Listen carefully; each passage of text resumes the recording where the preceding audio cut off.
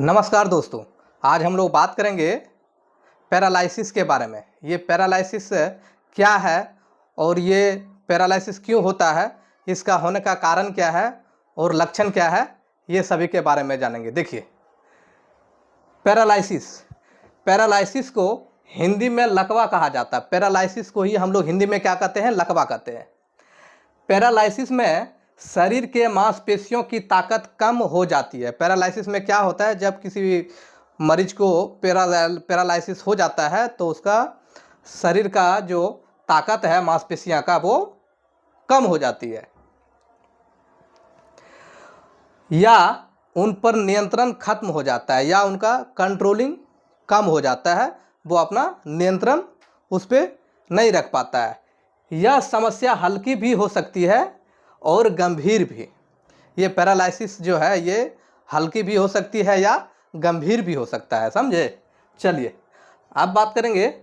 कभी कभी केवल चेहरे का एक हिस्सा प्रभावित होता है। कभी कभी क्या होता है, चेहरे का एक हिस्सा प्रभावित होता है और कभी हाथ पैर या शरीर का एक पूरा भाग। कभी क्या होता है, आपका चेहरे का एक हिस्सा प्रभावित होता है, इस तरफ कभी इधर टेढ़ा हो जाएगा, ये कभी इधर ये टेढ़ा हो जाएगा, या तो कभी आपका हाथ और पैर ये बाएं तरफ का पूरा पैरालिसिस हो जाएगा, ये इधर हाथ पैर काम करना बंद कर देगा, या राइट साइड पूरा हाथ पैर काम करना बंद कर देगा। ऐसे ही होता है।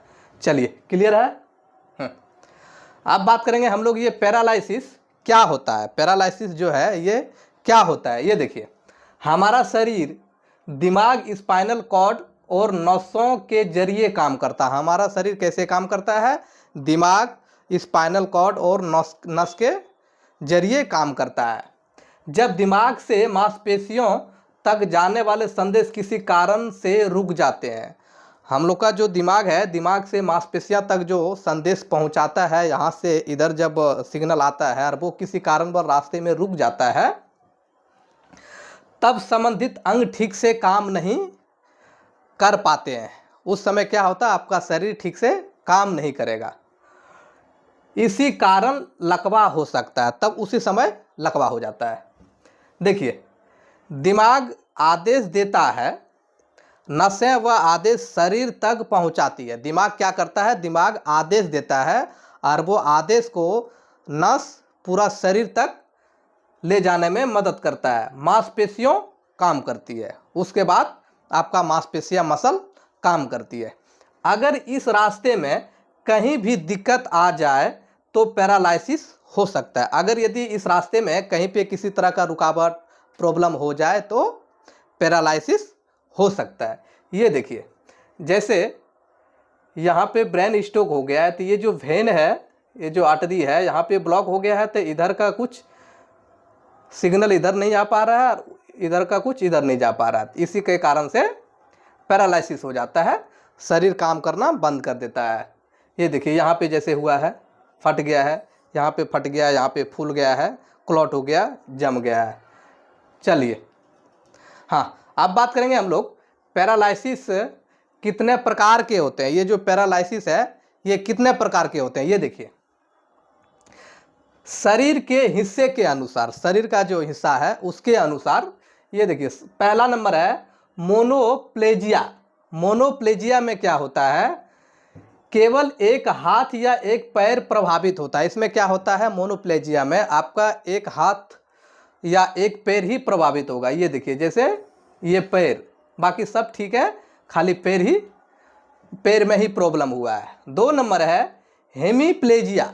हेमीप्लेजिया में क्या होता है, शरीर का एक पूरा हिस्सा प्रभावित होता है, जैसे दायां हाथ और दायां पैर या बायां हाथ और बायां पैर। यह अक्सर स्ट्रोक के कारण होता है।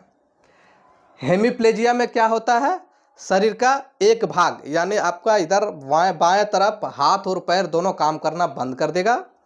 और ये मेनली क्यों होता है, स्ट्रोक के कारण होता है। स्ट्रोक जब आपका राइट साइड इधर होगा तो इधर का हाथ पैर काम करना बंद कर देगा, इधर होगा तो इधर का हाथ पैर काम करना बंद कर देता है। क्लियर है। चलिए, 3 नंबर है पैराप्लेजिया। पैराप्लेजिया में शरीर के दोनों ओर प्रभावित होते हैं। कमर से नीचे कमजोरी या लकवा हो सकता है। पैराप्लेजिया में क्या होता है, शरीर के दोनों पैर प्रभावित होते हैं, शरीर का दोनों पैर प्रभावित होते हैं। देखिए जैसे ये देखिए, ये दोनों पैर ही प्रभावित हुआ है, और कमर से नीचे कमजोरी या लकवा होता है, कमर से नीचे कमजोर पड़ जाएगा।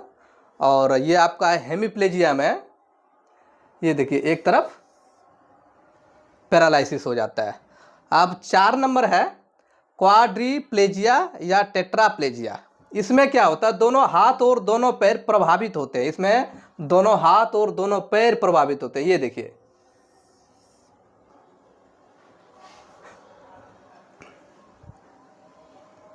यह अक्सर गर्दन के पास स्पाइनल कॉर्ड की चोट के कारण होता है। ये कब होता है, जब आपका स्पाइनल कॉर्ड, गर्दन के पास में जो स्पाइनल कॉर्ड है, यहाँ पे किसी प्रकार का चोट लग जाएगा, हड्डी आपका टूट करके उसको चाप देता है, या एक्सीडेंट में, इसके कारण से ये आपका होता है। यह अक्सर गर्दन के पास स्पाइनल कॉर्ड की चोट के कारण से होता है। चलिए क्लियर है।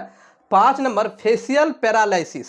ये फेशियल पैरालिसिस क्या है, ये देखिए, चेहरे की मांसपेशियों में कमजोरी, आपका जो मुंह है, मुंह का जो मांसपेशियां है ये कमजोर पड़ जाते हैं। एक तरफ चेहरा टेढ़ा दिख सकता है, आपका मुंह टेढ़ा हो जाएगा, इधर आ जाएगा या तो इधर चला जाएगा। आंख ठीक से बंद नहीं होती, आंख पूरा आप जब बंद करेंगे तो पूरा बंद नहीं होगा, एक तो खुला रहेगा थोड़ा सा। मुस्कान असामान्य हो जाती है, वो आपका मुस्कान असामान्य हो जाती है। चलिए क्लियर है। हाँ, 2 नंबर है ताकत के आधार पर। ताकत के आधार पर क्या होता है, ये देखिए, पहला नंबर आंशिक लकवा। ये आंशिक लकवा क्या है, ये देखिए, शरीर का हिस्सा थोड़ा हिलता है। आंशिक लकवा में क्या होता है, शरीर का जो हिस्सा है ये थोड़ा हिलता है, लेकिन पूरी ताकत नहीं मिलती। उसमें क्या होता है, शरीर का अंग थोड़ा हिलता है, लेकिन आपको पूरी ताकत नहीं मिलेगी। 2 नंबर है पूर्ण लकवा। पूर्ण लकवा में क्या होता है, शरीर का हिस्सा बिल्कुल नहीं हिलता, शरीर का जो हिस्सा है ये पूरा बिल्कुल स्टिफ हो जाता है, ये नहीं हिलता है, आप उठाएंगे तो ये फिर गिर जाएगा। हाँ, 3 नंबर समय के आधार पर अस्थाई। इसमें कुछ समय के लिए होता है, इलाज से ठीक हो सकता है। अस्थाई जो है ये कुछ समय के लिए होता है, और इसका जब आप इलाज करेंगे, ट्रीटमेंट करेंगे तो ये ठीक हो जाता है। और अस्थाई में क्या होता है, लंबे समय तक या हमेशा रह सकता है। या अस्थाई में लंबे समय तक भी रह सकता है या हमेशा रह सकता है। क्लियर है। चलिए अब बात करेंगे पैरालिसिस होने के कारण क्या है, ये किस कारण से होता है, इसके बारे में जानेंगे। देखिए पहला नंबर है स्ट्रोक या पैरालिसिस का बहुत सामान्य कारण। स्ट्रोक जो है ये पैरालिसिस का बहुत सामान्य कारण है, ज़्यादातर स्ट्रोक होकर के ही पैरालिसिस होता है। जब दिमाग की रक्त आपूर्ति रुक जाती है, दिमाग का जो ब्लड है वो रुक जाता है, ठीक से नहीं पहुंचता है, या दिमाग में खून बह जाता है, या तो हेमरेज हो जाता है, नस फट करके और वहाँ पे खून निकलने लगता है, खून बहने लगता है, तब दिमाग का हिस्सा काम करना बंद कर देता है। उस समय क्या होता है, दिमाग काम करना बंद कर देता है। 2 नंबर है सिर या रीढ़ की हड्डी में चोट, सड़क दुर्घटना, खेल के दौरान गंभीर चोट, स्पाइनल कॉर्ड की चोट, गिरना। इसमें क्या होता है आपका, सड़क दुर्घटना, जब आप एक्सीडेंट होंगे, रीढ़ की हड्डी टूट सकती है, और खेल के दौरान आप अगर कहीं गिर गए या लगता है, या स्पाइनल कॉर्ड की चोट, स्पाइनल कॉर्ड में किसी प्रकार से आप अगर एक्सीडेंट किए थे, यहाँ पे चोट लग करके, तो वो आपको ये प्रॉब्लम हो सकता है, या आप गिर जाने के कारण से भी हो सकता है। नसों में सूजन, नस फूल जाता है, इन्फ्लामेशन हो जाता है, नसों का दबना या नस दब जाता है, या न्यूरोपैथी कुछ प्रॉब्लम होने से पैरालिसिस होता है। 4 नंबर है बेल्स पॉल्सी। बेल्स पॉल्सी में क्या होता है, चेहरे के एक तरफ अचानक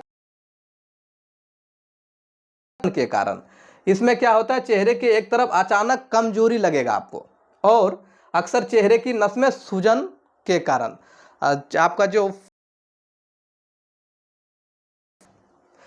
5 नंबर है संक्रमण। संक्रमण देखिए, कुछ संक्रमण नसों या दिमाग को प्रभावित कर सकता है। कुछ संक्रमण ऐसे हैं, इन्फेक्शन ऐसे हैं, ये आपका नस कर देता है। क्लियर है? चलिए अब बात करेंगे पैरालिसिस से होने के कारण क्या है। ये ब्रेन ट्यूमर, ब्रेन ट्यूमर में दिमाग के कुछ हिस्सों पर दबाव पड़ने से लकवा हो सकता है। ब्रेन ट्यूमर में क्या होता है समझिए, यहाँ पे जब वो दबाव पड़ता है तो उस 7 नंबर है मल्टीपल करने वाली बीमारी। ये बीमारी जो है ये नस को प्रभावित करने वाले सिंड्रोम, ये गिलेन बेल सिंड्रोम में, इसमें शरीर की प्रतिरक्षा प्रणाली नसों पर हमला करती है। इसमें क्या करता है, शरीर का जो प्रतिरक्षा प्रणाली है वो नस पर ही कभी लकवा हो सकता है। इस कारण से कमजोरी और कभी कभी आपको लकवा भी हो सकता है। 9 नंबर है सेरिब्रल पाल्सी। ये सेरिब्रल पाल्सी यह बच्चों में दिमाग के विकास या जन्म के समय बच्चों में दिमाग के विकास या जन्म के समय समस्या के कारण होता है। क्लियर है? चलिए 10 नंबर है मांसपेशियों या नसों की आनुवांशिक बीमारियां। ये जेनेटिक होती है। कुछ ये बीमारी अगर आपका किसी फैमिली बैकग्राउंड से है तो आपको भी होने का चांस रहता है। क्लियर है? चलिए हाँ, अब बात करेंगे जब पैरालाइज होता है इसका क्या लक्षण होता है इसके बारे में। ये देखिए, पहला नंबर है हाथ या पैर में कमजोरी। तो हाथ और पैर कमजोर पड़ जाएंगे। चेहरे का टेढ़ा होना, आपका मुंह टेढ़ा होने लगेंगे, बोलने में दिक्कत होने लगेगा, निगलने में कठिनाई। आप कुछ खाएंगे तो वो अंदर नहीं जाएगा, वो बाहर निकलने लगेगा, गिरने लगेगा। चलेंगे हिलते डुलते चलेंगे, चलने में दिक्कत, संतुलन बिगड़ना, आपका संतुलन सही नहीं रहेगा, और सुन्नापन या झंझनाहट, सुन्नापन होगा या झंझनाहट की तरह लगेगा। मांसपेशियों में अकड़न होगा, मांसपेशियां जो मसल है उसमें अकड़न होने लगेगा। पेशाब या मल पर नियंत्रण कम होना, ये आपका कंट्रोल में नहीं रहेगा। सांस लेने में परेशानी, आपका श्वास गंभीर मामलों में आपका श्वास लेने में भी दिक्कत हो सकता है। 11 नंबर है शरीर के किसी हिस्से का न हिल पाना। इसमें क्या होता है, पैरालाइसिस में शरीर का कोई भी हिस्सा आपका अपने से नहीं हिलेगा। क्लियर है? चलिए हाँ, अब बात करेंगे पैरालाइसिस के जांच क्या है, ये इसको किस प्रकार से जांच किया जाता है। ये देखिए, पहला है शारीरिक जांच। शारीरिक जांच यानी फिजिकली एग्जामिनेशन। मांसपेशियों की ताकत, मांसपेशियों में उनका ताकत है या नहीं है उसको देखा जाता है। रिफ्लेक्शन, रिफ्लेक्शन कैसा है, आँख का रिफ्लेक्शन देखा जाता है वो कैसा है। चलने का तरीका उसका कैसा है वो देखा जाता है। बोलने की क्षमता, वो बोल पा रहे हैं या नहीं बोल पा रहे हैं, क्लियर बोल पा रहे हैं या अटक अटक करके बोल रहे हैं। चेहरे की हरकत क्या है, टेढ़ा हो रहा है या सीधा है। सीटी स्कैन, ये सब हो गया शारीरिक जांच। अब हॉस्पिटल का जो टेस्ट है, सबसे पहले सीटी स्कैन किया ब्रेन स्ट्रोक को देखने के लिए कि कहीं स्ट्रोक तो नहीं हो गया उसके कारण से लकवा हो गया है, ये चीज़ देखने के लिए। उसके बाद एमआरआई किया जाता है। छोटा छोटा स्ट्रोक होने से वो आपका सीटी स्कैन में नहीं दिखेगा तो फिर एमआरआई करना पड़ता है। 9 नंबर है ब्लड टेस्ट, कुछ ब्लड टेस्ट होते हैं उसको टेस्ट करना पड़ता है। 10 नंबर है नर्व कंडक्शन स्टडी, फिर नस का बहुत तरह का टेस्ट होता है, जैसे ईजी हो गया, ईएमजी हो गया, ये सब सारा टेस्ट करना पड़ता है। 12 नंबर है स्पाइनल फ्लूइड टेस्ट। कुछ मामलों में ये कभी कभी क्या है ना, जब इन्फेक्शन का भी कुछ रहता है तो स्पाइनल से सेरिब्रो स्पाइनल फ्लूइड को निकाल करके उसको टेस्ट करके पता करता है कि क्या हुआ है। क्लियर है? चलिए ये हो गया जांच। आगे बढ़ते हैं। ये देखिए पैरालिसिस के इलाज। अब बात करेंगे हम लोग इलाज के बारे में, इसका इलाज क्या है। सबसे पहले इमरजेंसी उपचार देना है पैरालिसिस में। दवाइयाँ में कौन कौन सी दवाइयाँ? सूजन कम करने की दवाइयाँ, फूल जाता है, इन्फ्लामेशन हो जाता है, उसको कम करने के लिए दवा दी जाती है। खून के थक्के से जुड़ी दवाएं, जब ब्रेन स्ट्रोक होता है तो ब्लड क्लॉट हो जाता है, जम जाता है, तो वो क्लॉट को तोड़ने के लिए और ब्लड को पतला करने के लिए दवा दी जाती है। संक्रमण की दवाएं, अगर यदि इन्फेक्शन हो जाता है तो इन्फेक्शन को ठीक करने के लिए, कंट्रोल करने के लिए, बैक्टीरिया को मारने के लिए दवा दी जाती है। नसों की बीमारी की दवाएं, अगर यदि नस में आपका किसी प्रकार का प्रॉब्लम है, नस का रोग है, तो आपको नसों की दवाएं दी जाती है। 3 नंबर है फिजियोथेरेपी। फिजियोथेरेपी एक बहुत अच्छा रोल है इसका। फिजियोथेरेपी में आपका हाथ पैर स्टिफ हो जाता है तो उसको मूवमेंट करा करके, एक्सरसाइज करा करके उसको चलाने का काम करता है। स्पीच थेरेपी में क्या होता है, आपको बोलने के लिए उसका एक्सरसाइज कराया जाएगा कि आप बोल पाएंगे। 5 नंबर है सर्जरी। कुछ ऐसे कंडीशन में सर्जरी भी करना पड़ता है, जैसे नस पर दबाव, नस पूरी तरह से जब चप जाता है, उस पर प्रेशर पड़ता है, तो उसको ऑपरेशन करके नस को क्लियर करना पड़ता है। ब्रेन ट्यूमर, जब ब्रेन ट्यूमर होता है तो वो ब्रेन ट्यूमर को ऑपरेशन करके हटाया जाता है। रीढ़ की चोट, जब रीढ़ की हड्डी में कभी किसी प्रकार का चोट लग जाता है तो ये चप जाता है, तो उसको भी ऑपरेशन करके हटाया जाता है। 6 नंबर है सहायक उपकरण। ये सहायक उपकरण क्या है? देखिए, वॉकर, जो सपोर्ट लेकर के पेशेंट चलते हैं। व्हीलचेयर पे जो बैठ करके जाते हैं। एंकल सपोर्ट, एंकल में जो रहता है वो लेकर के जाता है। और हाथ से स्प्लिंट, ये सब उसको चलने में सहायक करते हैं। चलिए।